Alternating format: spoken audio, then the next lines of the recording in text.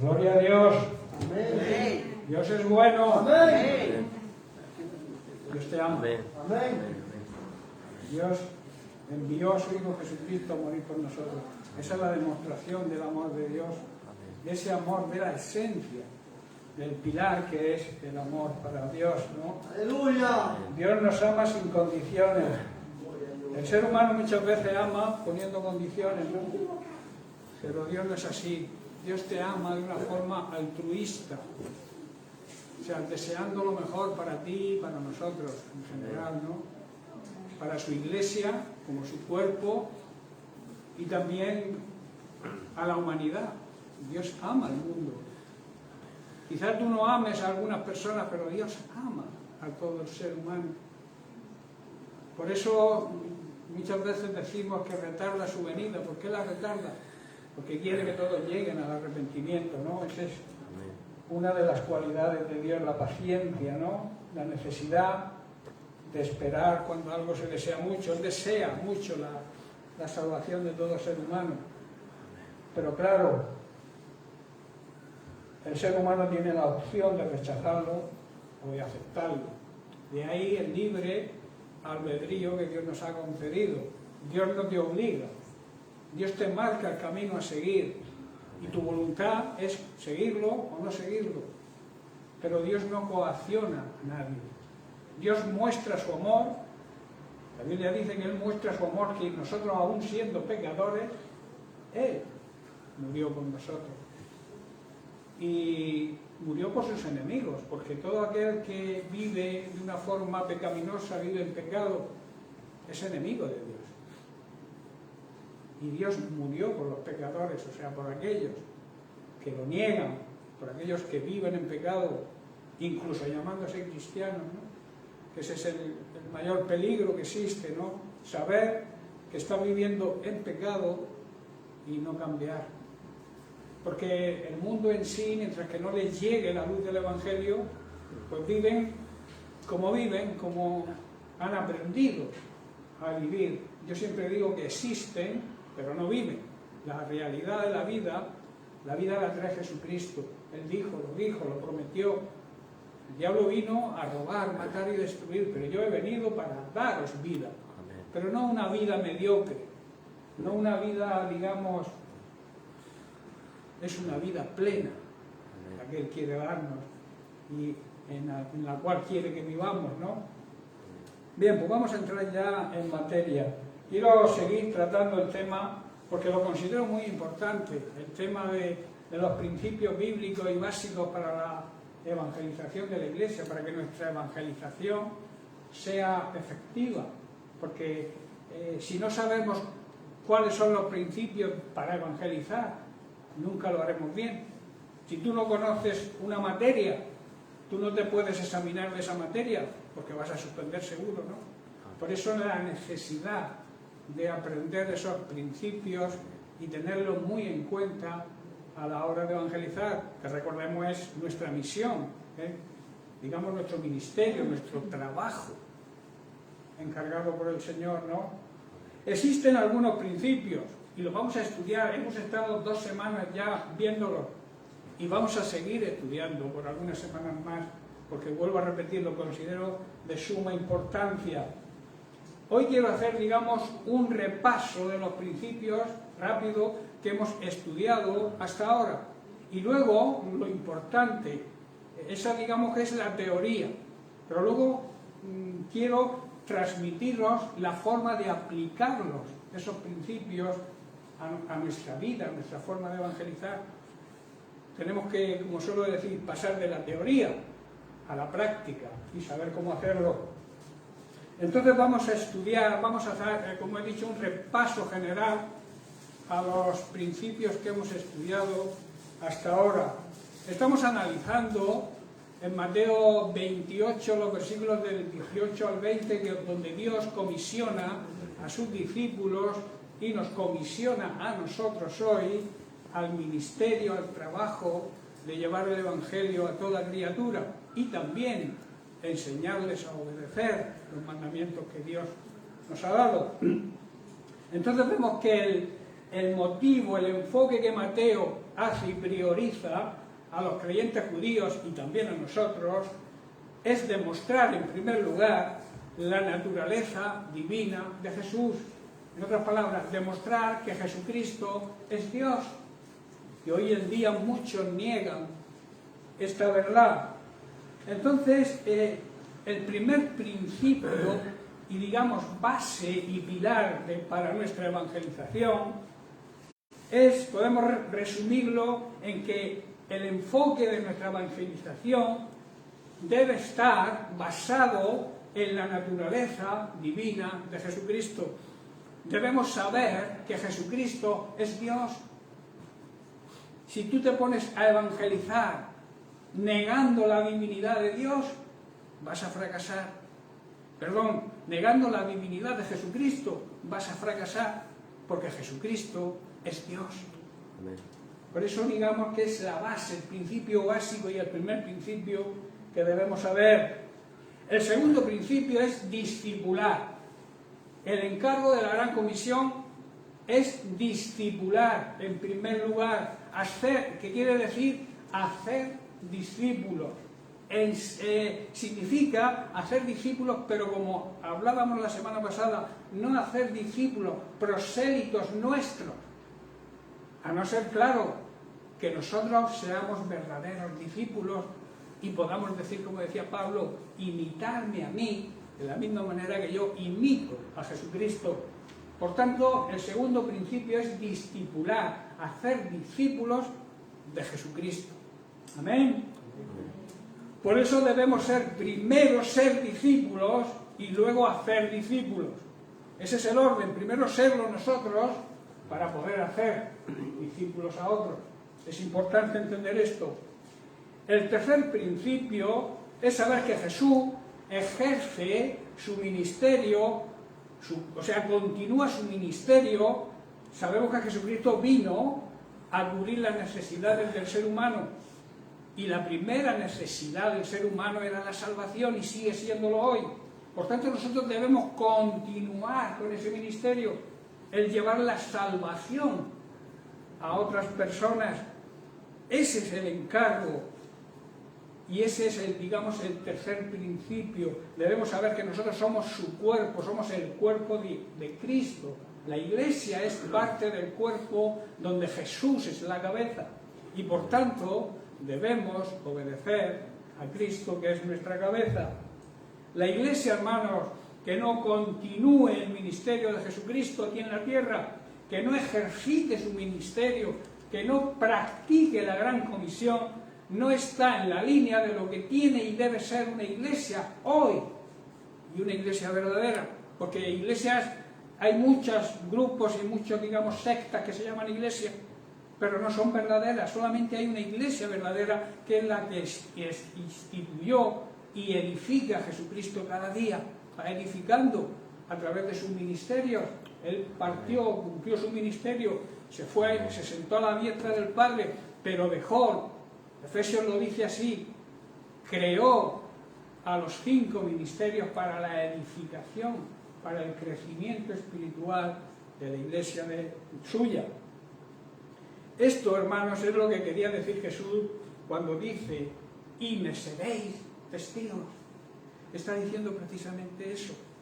El cuarto principio lo marca la afirmación de Jesucristo en la Gran Comisión en el versículo 20, cuando dice, estaré con vosotros siempre.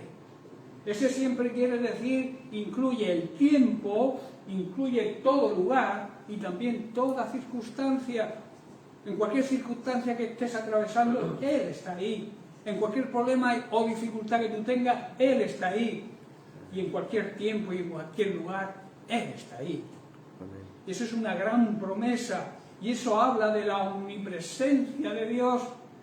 La afirmación de que Jesús estaría siempre con ellos y hoy con nosotros, constituye ese principio básico para que nosotros proclamemos de una forma clara y concisa y rotunda sobre la omnipresencia de Jesucristo y por tanto demostrar su deidad demostrar su divinidad, demostrar que Jesucristo es Dios, porque Él, como Jesucristo, prometió estar con nosotros siempre.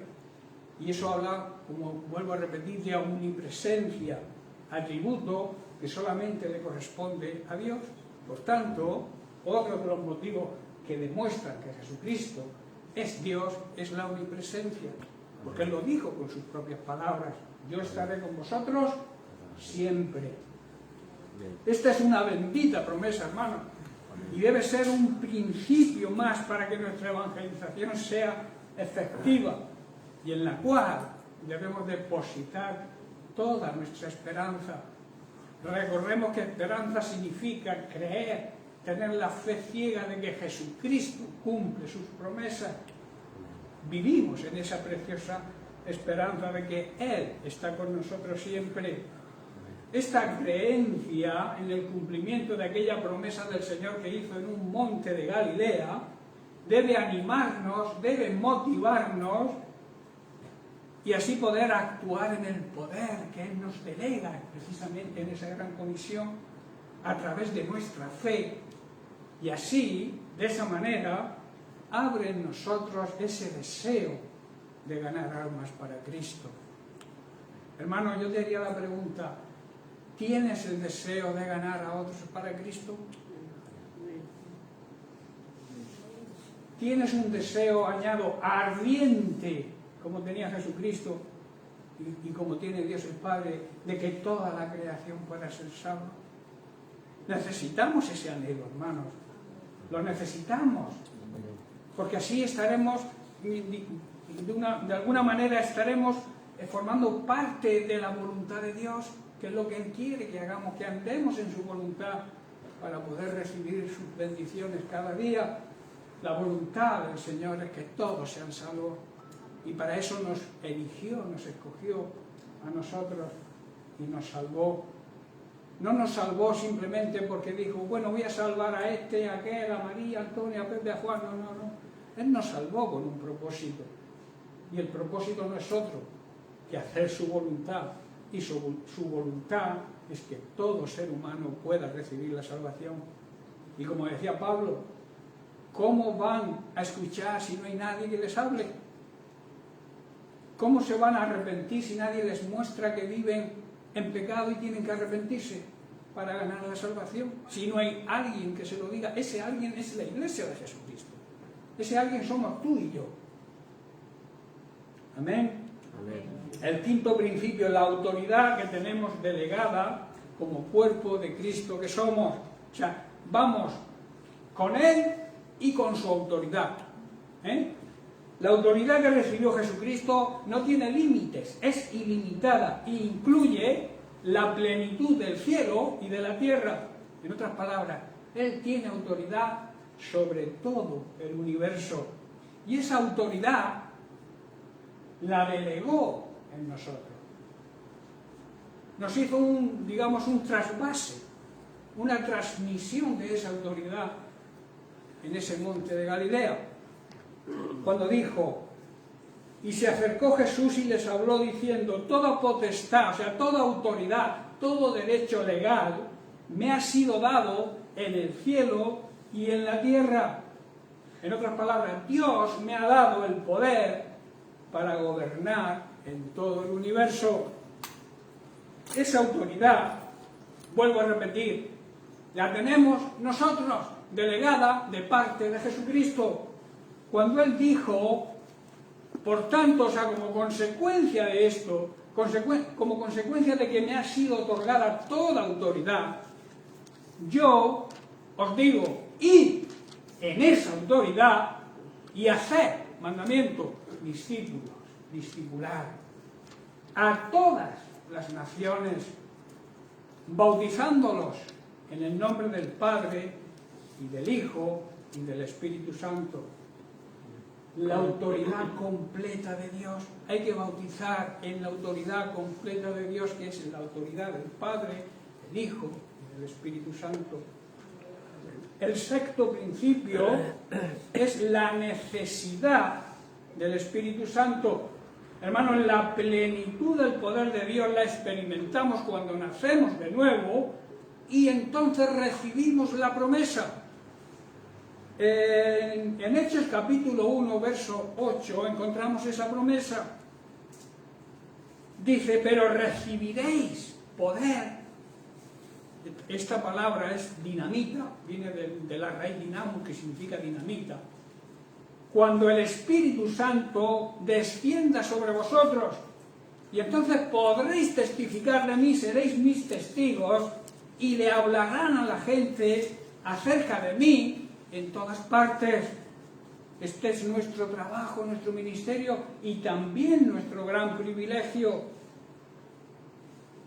Y lo harán por toda Judea. Aquí hace como una comparativa de cómo debe ser nuestra evangelización, empezando por nuestra Jerusalén, que es nuestra casa, nuestra familia, nuestros seres que queremos y no son salvos todavía, nuestra Jerusalén, luego ir ampliando el círculo, nuestros vecinos, Judea, Samaria, y hasta lo último, el último rincón más escondido que pueda haber en la tierra, donde Dios permita que estemos, debemos seguir estos principios.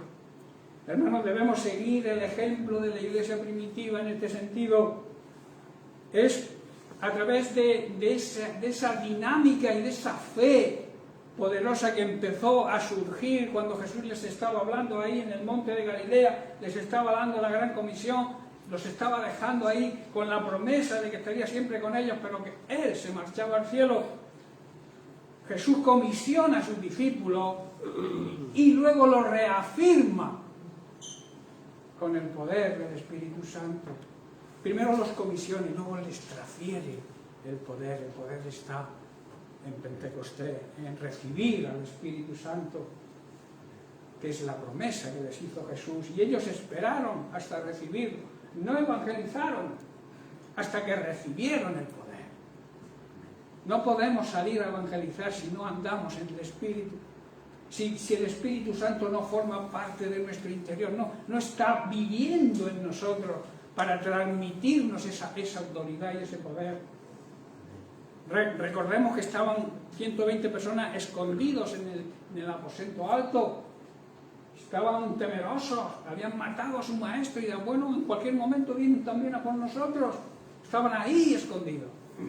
Pero al recibir el poder del Espíritu Santo, salieron y afectaron a todo el mundo, en todas partes a donde iban. Y Pedro en su primer sermón, en su primera predicación, con poder, estaba escondido y en el momento que recibió el Espíritu Santo se llenó de poder y de autoridad y predicó con valentía y de nuevo, y se convirtieron en su primer sermón 3.000 personas. Eso es una buena evangelización, ¿verdad? Qué bonito sería que fuéramos a la plaza de aquí, cuando podamos salir y cuando podamos hacerlo, y que este pueblo que tiene cerca de 17.000 habitantes ya, en el primer, digamos, aparición ahí en cualquier jardín o cualquier plaza, se convirtieran 3.000 personas. En nada, en 5 sermones se convierte todo el pueblo. Qué bueno sería, ¿verdad? Pero Pedro seguía los principios básicos para que su evangelización fuera efectiva. ¿Por qué? Porque esperó la promesa y recibió el poder del Espíritu Santo. El séptimo principio habla de la universalidad del Evangelio.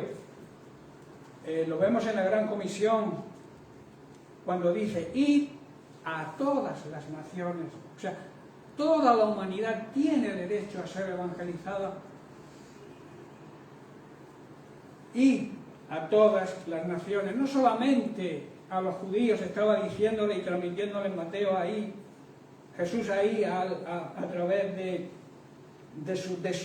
la Gran Comisión le estaba transmitiendo que no solamente deberían ir a los judíos, porque había una mentalidad de que los judíos solamente era el pueblo escogido y al pueblo al que Dios les daba sus promesas, y a los gentiles no, pero aquí Jesús está diciendo a todas las naciones, está hablando de la universalidad, que no solamente tenían que predicarle a los judíos, sino también a lo que ellos llamaban los gentiles. O sea, aquellos que ellos no consideraban que era el pueblo de Dios. Hoy podríamos llamar a los gentiles, a las personas que no creen. Aquí tenemos el gran programa mundial, digamos, y vemos a Cristo resucitado, su gran plan de salvación para el ser humano. Y no deberíamos olvidarlo, hermanos. Ahí se hizo una proclamación del plan de salvación de Cristo. Que Cristo, al morir en una cruz, al resucitar y partir al cielo, había cumplido el plan de salvación, y la obligación de la Iglesia era transmitir ese plan a toda la humanidad, para que todos tuvieran la oportunidad de ser salvos. Y el octavo principio es la promesa de su regreso. Debemos vivir, debemos predicar el Evangelio con esa esperanza, saber que Jesucristo prometió volver y que lo hará, pero nunca dio una fecha, decíamos, ¿verdad? Jesús nunca dio una fecha. Por tanto, debemos estar listos para su venida en cualquier momento, pero debemos esperarla con gozo y también con paciencia. ¿Qué quiere decir? Aunque deseemos mucho que vuelva, el tiempo le corresponde a Él, y el tiempo de su segunda venida lo marca el Padre. Nosotros, nuestra obligación es llevar a buen puerto la gran comisión y pensar que creer en esa promesa de que va a volver, pero seguir trabajando en su obra, aunque pensemos que no va a volver. ¿Estáis comprendiendo? Hacerlo como si no volviera, sabiendo que va a volver. Pero eso que no nos lleve a decir, bueno, como está su venida cerca, yo ya no trabajo más en la obra de Dios. Todo lo contrario, debemos hasta el último segundo estar predicando su palabra a toda la creación. Y luego vemos que el final del Evangelio de Mateo termina con un reflejo y un resplandor de la gloria de Cristo. Cristo resucitado y Cristo vencedor. Vencedor sobre las tinieblas, sobre las obras de Satanás. Y eso debemos transmitirlo a toda la creación. Bien, pues hemos visto y estudiado la teoría, como he dicho al principio. Ahora vamos a estudiar cómo llevarla a cabo. ¿Cómo aplicamos estos principios? Debemos saber, y vuelvo a repetir, Cristo tiene toda la autoridad. ¿Qué quiere decir? Todo el dominio, todo derecho legal, y como consecuencia de esa autoridad que Él tiene, nos ordena. O sea, no es una sugerencia, es una orden de su autoridad, viene de su autoridad, la orden de practicar, de que su iglesia ande en la gran comisión. No es, digamos, si queréis podéis hacerlo, o si no queréis no hacerlo, no. Su autoridad le permite, porque tiene autoridad sobre todo el universo, su autoridad le permite darnos la orden a su iglesia. O sea, no es lo hago si quiero o si puedo, no, es una obligación, porque nos lo manda el propio Jesucristo. Dice, por tanto debemos saber que el propósito evangelístico está basado y respaldado en la autoridad del Señor, que fue resucitado por el poder del Espíritu Santo y exaltado y sentado a la derecha del Padre. Entonces, esa autoridad nos obliga. Debemos ir y hacer discípulos. No podemos dejar nuestro trabajo a otros. Cada uno tiene su propia obligación, porque Dios te lo manda, Jesucristo te lo ordena. Pero debemos hacerlo bajo algunas connotaciones. Primero, debemos enfocar la predicación, como he dicho al principio, de Jesucristo como Dios. Y segundo, bautizando en la autoridad divina. Y la autoridad divina es en el nombre del Padre, del Hijo y del Espíritu Santo. Amén. Y eso hay que transmitirlo en nuestra gran comisión, en nuestro trabajo, en nuestro ministerio. Transmitir que la autoridad plena está en el Padre, en el Hijo y en el Espíritu Santo conjunto, porque las tres personas es a lo que se llama la divinidad, es lo que se le llama Dios. Para aquellos que piensan que nosotros adoramos a tres dioses, están en un error. Nosotros adoramos, porque la Biblia así lo enseña, a un solo Dios verdadero, pero que tiene tres personas con distinto oficio, pero con el mismo valor. Es la divinidad, que las tres personas son Dios. Luego la segunda connotación es que debemos educarlos, no pararnos en predicar el Evangelio solamente, sino debemos educarlos, debemos enseñarles que obedezcan, que guarden todo mandamiento enseñado y llevado a cabo por Jesucristo, y que lo encontramos en su bendita palabra, porque Jesucristo es el verbo, es la palabra hecha carne. Debemos saber eso. También la tercera connotación es que su presencia personal, que fue prometida por Él, es la garantía para esa comisión, para ese encargo, es la garantía de que se puede llevar a cabo porque Él está con nosotros y que los resultados van a ser lo que Él espera, y nosotros también debemos esperar que el mundo se convierta, las personas que nos rodean puedan ser salvas, nuestra familia que aún no conoce al Señor puedan recibir la salvación, los amigos, los compañeros de trabajo. Amén. Amén. No tenemos excusa, por tanto. No hay una excusa. La excusa se denomina excusa aquello que alguien hace para, o sea, se apoya para no hacer algo. El que quiere hacer algo no busca una excusa, sino busca un camino para hacerlo. Existe una verdad, digamos, central en todo este tema, que es que para poder alcanzar a otros para Cristo, hay que seguir la vida y el ejemplo de Jesucristo, mirar cómo vivió, haciendo siempre la voluntad del Padre. Por este motivo, Jesucristo es nuestro modelo a seguir. Y vuelvo a repetir, Jesucristo es el verbo hecho carne. Por eso debemos meditar, leer, escudriñar cada día a Jesucristo, o sea, a su palabra, la Biblia, para poder tener esa autoridad y saber cómo ejercitarla. Tú no puedes predicar la verdad si no la conoces, ¿verdad? Tú no puedes enseñar algo que tú no hayas aprendido, es imposible. Pues eso ocurre con la gran comisión, que debemos estar preparados. Debemos alimentarnos cada día de su palabra. Debemos escudriñar, profundizar. Una técnica que yo os aconsejo es, antes de leer la palabra, que a veces lo hacemos por pura rutina, porque nos han enseñado que por las mañanas hay que dar gracias, al mediodía hay que dar gracias por los alimentos, y por la noche hay que dormir dándole las gracias a Dios por el descanso.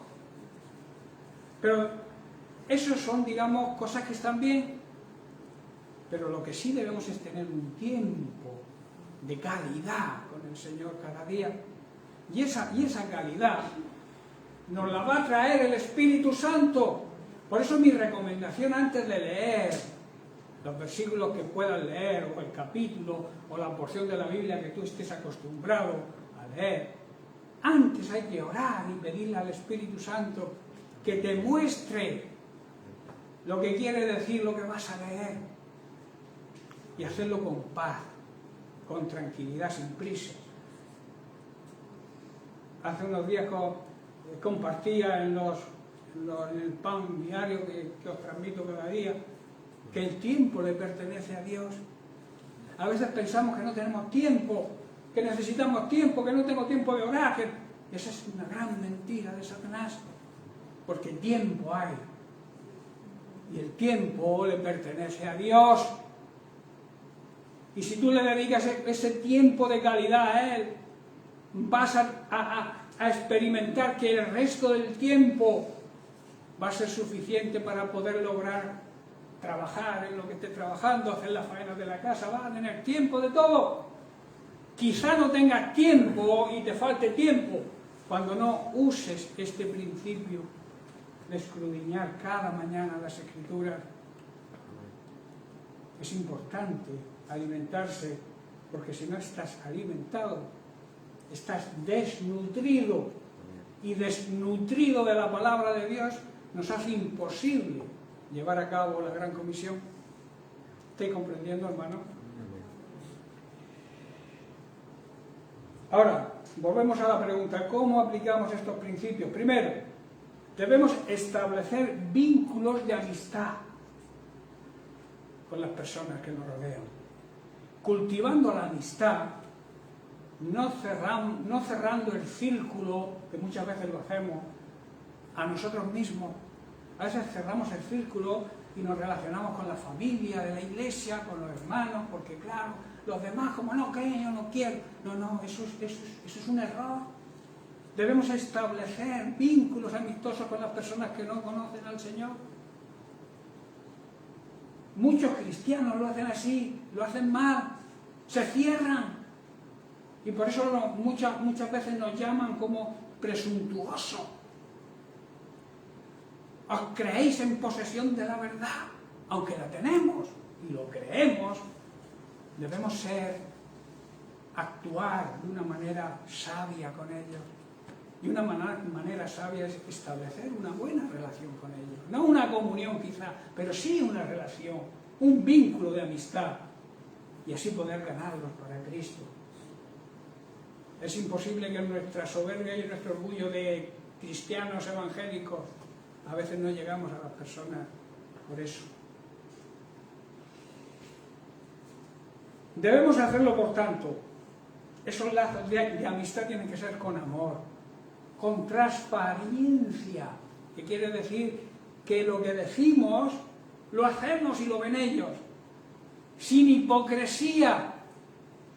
No tenemos que ser hipócritas, no podemos decirle a los que nos rodean que hagan algo que nosotros no hacemos.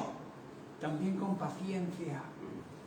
La paciencia es un fruto del Espíritu Santo, es una característica del fruto del Espíritu Santo y tiene que estar en todos los creyentes. Con diligencia, o sea, con cuidado también. No herirlos en su sensibilidad. No, por ejemplo, si ellos creen en las imágenes, no puedes decirle, eso es hablar mal de las imágenes en un sentido peyorativo, porque los puedes ofender y los puedes alejar. No sé si me estáis entendiendo. Amén. Tenemos que ser hábiles en eso. Luego ya, conforme ellos den el paso, ya vamos enseñándoles, pero con amor siempre, cuál es la verdad de las imágenes. Pero de entrada tú no puedes atacar su sensibilidad. Tenemos que ser sensibles y también con dedicación, con empeño. Proponerte cada día hablarle a alguien, y si no cada día, cada 2 días. Pero no cerrar el círculo y no hablarle a nadie. También debemos hacerlo sin prejuicios. ¿Qué es un prejuicio? Un prejuicio es una opinión previa, por lo general desfavorable, acerca de algo que ni conocemos bien. Prejuzgar significa eso, hacer juicios previos de las personas que no sabemos en realidad qué hay dentro de su interior, de su corazón. Y entonces prejuzgamos, hacemos juicios previos. No podemos evangelizar de esa forma. Y también significa juzgar a una persona antes de tiempo, antes de conocer y tener un conocimiento real de esa persona. Las personas creen o no creen, nacen, no deciden dónde nacen, si nacen en una familia cristiana o no. Por eso tenemos que tener esa cualidad de no prejuzgar y tampoco juzgar a nadie antes de tiempo sin conocerlo. Activemos la relación del principio que he comentado de amistad con ellos y vayamos conociéndolos. Y según vayamos conociéndolos, los vamos enseñando. Amén. Mateo 7:2, Jesús dijo, pues serán tratados de la misma forma como tratáis a los demás. El criterio que usen, o sea, la manera de juzgar a los demás, es el mismo criterio con el cual se os va a juzgar a vosotros. En otras palabras, no veáis la paja en el ojo ajeno y no os deis cuenta de que en el vuestro hay un tronco enorme. En Romanos capítulo 2, verso 11, Pablo declara, porque luego dice que también debemos enfocar nuestra predicación sin preferencias, o sea, sin hacer distinción de personas, porque Pablo declara, como he dicho en Romanos 2:11, no hay acepción de personas para con Dios. Tú no puedes elegir a quién evangelizar, tú debes evangelizar a toda criatura que se ponga por delante, sin mirar el color de la piel, sin mirar su nacionalidad, ni su, digamos, estatus social. Todos tienen derecho a ser evangelizados. Para Dios no hay diferencias, hermanos, entre las personas. ¿Sabéis por qué? Porque se pagó el mismo precio por cada uno, la sangre de Cristo. Por eso Dios no tiene favoritos. Dios ama al ser humano en general y no hace diferencia entre personas. Por tanto, no debemos hacer juicios previos y tampoco hacer diferencias entre las personas. En segundo lugar, debemos identificarnos con las necesidades de los demás. Y así imitaremos el interés divino por cubrir las necesidades del ser humano. Por tanto, debemos saber que todo ser humano necesita a Dios para recibir la salvación y necesita de Dios para cubrir sus necesidades. ¿Verdad? Y ahí está el trabajo nuestro. La necesidad de esas personas, tanto física, espiritualmente, emocionalmente, mentalmente, es un trabajo nuestro. Y debemos llevarlo a cabo con ese principio, sabiendo que todo ser humano necesita a Dios para ser salvo y necesita de Dios para seguir andando cada día y luchando cada día en este mundo. También debemos saber que todo ser humano necesita estabilidad emocional, mental y física. Y esas cualidades tienen que estar también enfocadas. Con esas cualidades tenemos que enfocar nuestra evangelización. Mateo 9:35 vemos el ejemplo de Jesús. Dice, recorría Jesús todas las ciudades y aldeas. Primero, enseñando en las sinagogas de ellos. Segundo, predicando el evangelio del reino. Y tercero, sanando toda enfermedad y toda dolencia en el pueblo. Hermano, Jesús enseñaba, predicaba el evangelio para salvación y sanaba todo tipo de enfermedad física y también espiritual. El alma necesita muchas veces ser sanada, ser limpiada. Y solamente es sanada y es limpiada a través de la palabra de Dios. Hoy nosotros debemos seguir el ejemplo de Jesucristo. En tercer lugar, teniendo firmes convicciones bíblicas.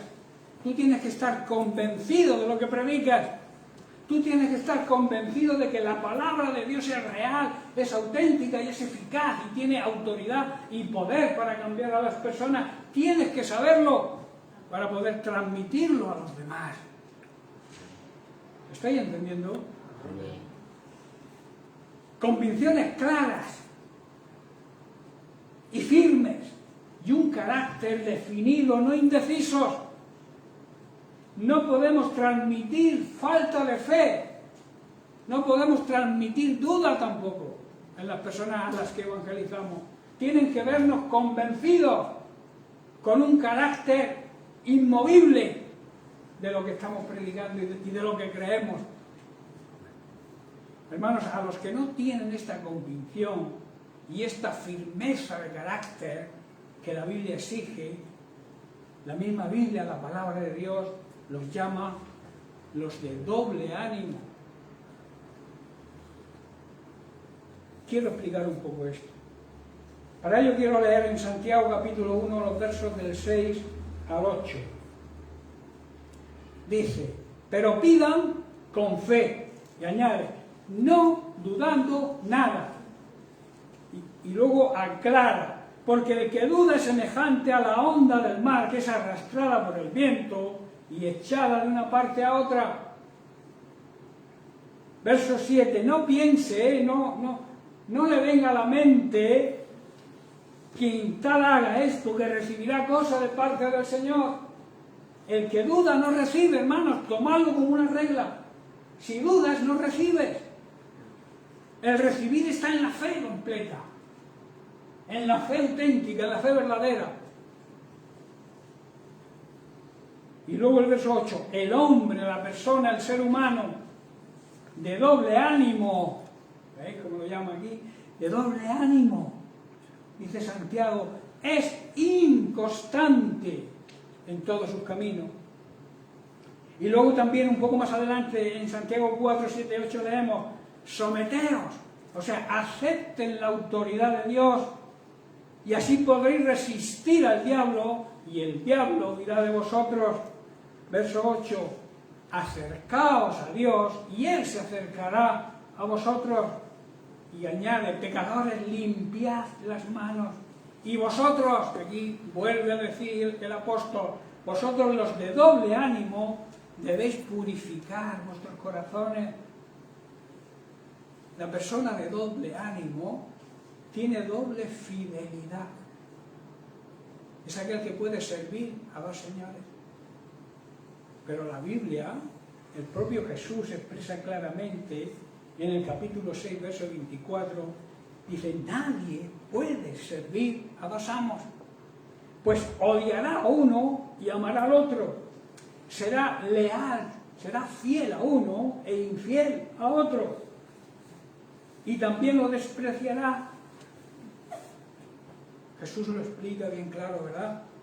Esto es lo que significa ser una persona de doble ánimo, una persona inconstante, es decir, aquella persona que trata de estar bien con Dios, pero también quiere estar bien con este sistema mundano que nos rodea, con el mundo que nos rodea.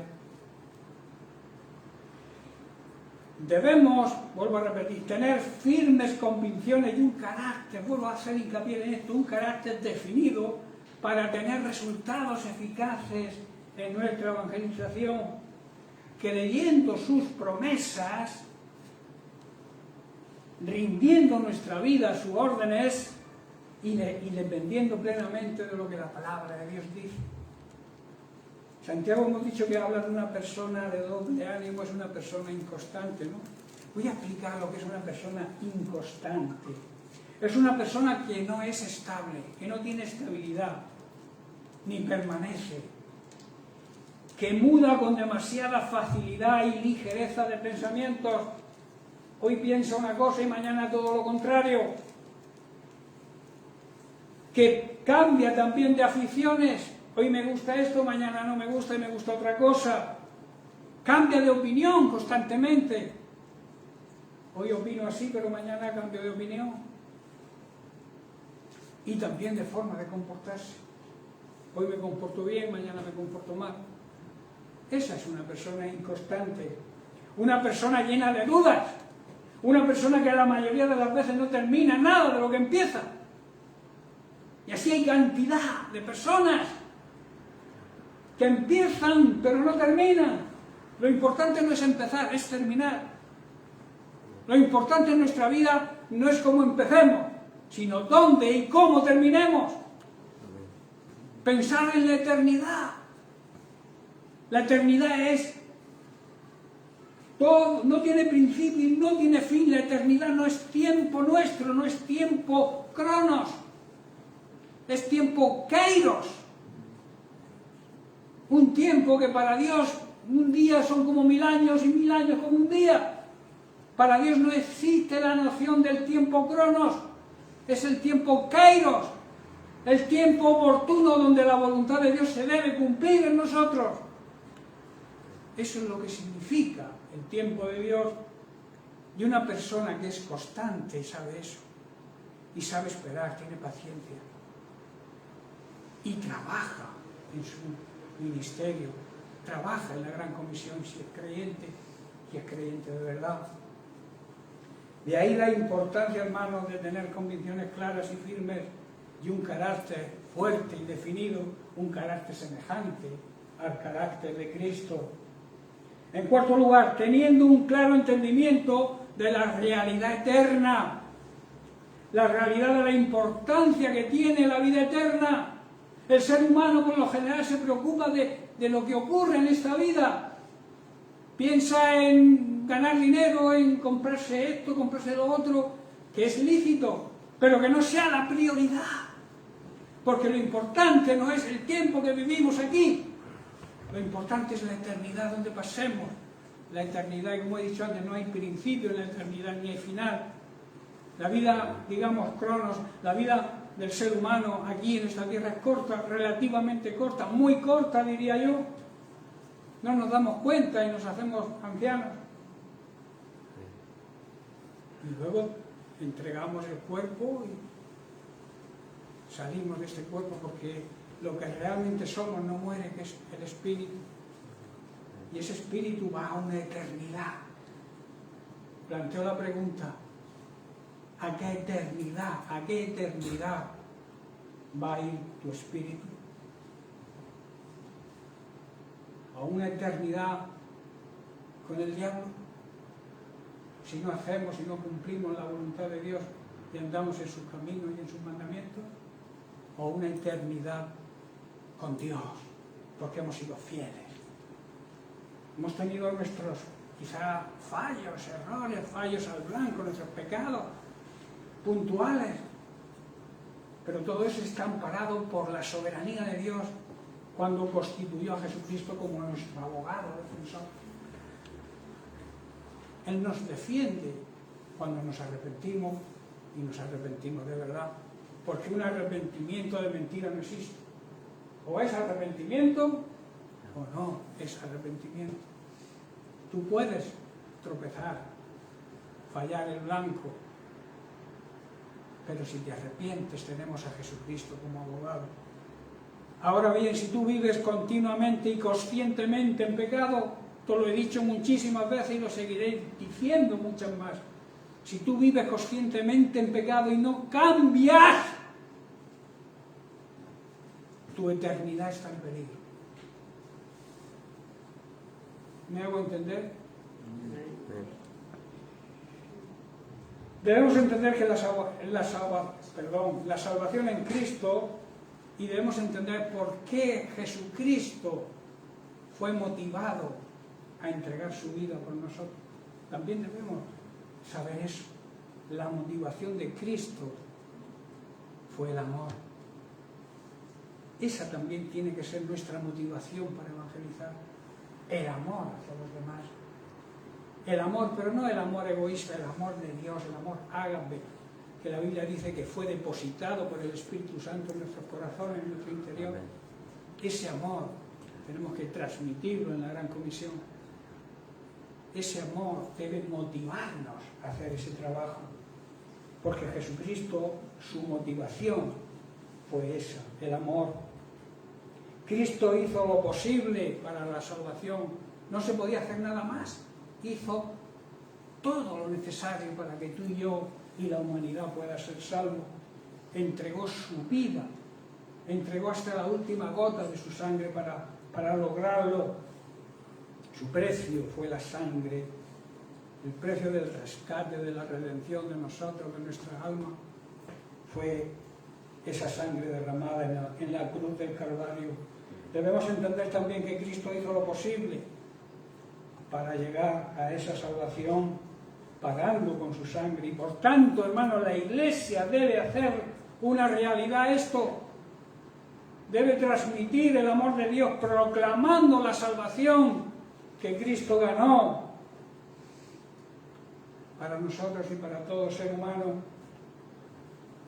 Quiero terminar hoy con unas palabras del apóstol Pablo en 2 de Corintios, capítulo 5, verso 14.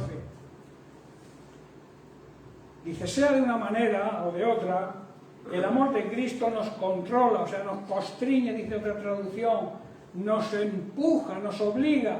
Estamos en deuda con ese amor, ya que creemos que Cristo murió por todos, también creemos que todos hemos muerto, o deberíamos haber muerto, pongo yo entre paréntesis, a nuestra vieja manera de vivir. El amor demostrado por Dios, hermanos, nos obliga, nos compromete con una señal de agradecimiento por lo que Dios hizo por nosotros, por nuestra salvación. Por tanto, debemos obedecer el mandato de la Gran Comisión. Ese amor demostrado por Dios nos obliga a llevar a cabo la Gran Comisión. Si no te sientes obligado a hacerlo, tienes un problema. Si no deseas llevar a cabo la Gran Comisión, tienes un problema. Porque el amor que Cristo nos demostró, salvándonos a nosotros, nos obliga a llevar a cabo su mandamiento. Hermanos, pongámonos a trabajar en la Gran Comisión, pero siguiendo y aplicando todos estos principios que hemos estudiado, principios que son principios bíblicos y que son necesarios para que nuestro trabajo, nuestro ministerio sea efectivo. Amén. Bien, pues lo vamos a dejar aquí por hoy. La semana que viene hablaré, siguiendo en la misma línea, de las señales de una iglesia ejemplar.